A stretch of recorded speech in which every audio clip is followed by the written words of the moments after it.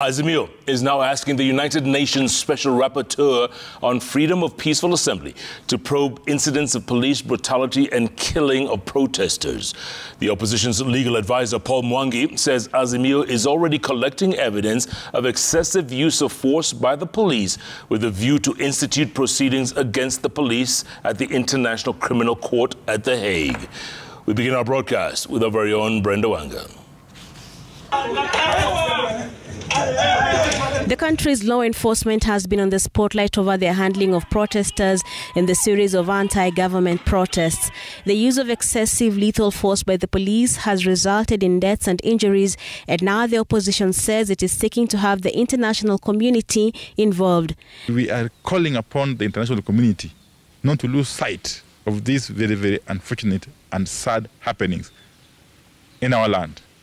The opposition is turning its attention and plea for help to the United Nations. Azimio's legal advisor, Paul Mwangi, says the opposition is inviting the United Nations Special Rapporteur on freedom of peaceful assembly and association, Clement Nyaletotsi, to take a keen look at the unfolding events in Kenya in regards to the handling of the protests and the violation of the citizens' rights to peaceful assembly.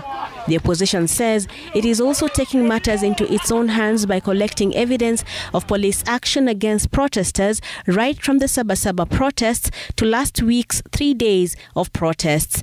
Azimio says this evidence will be crucial when it files a case against the government and the police at the International Criminal Court at The Hague. The opposition further says it has already compiled a list of what it terms as persons of interest as it ramps up its own evidence gathering. Azimio will also have a meeting on Tuesday to review the evidence gathered so far ahead of Wednesday's planned protests. This as leader of minority in the National Assembly called for a halt to what he says is rampant police brutality in Luo Nyanza. We are seeing a systematic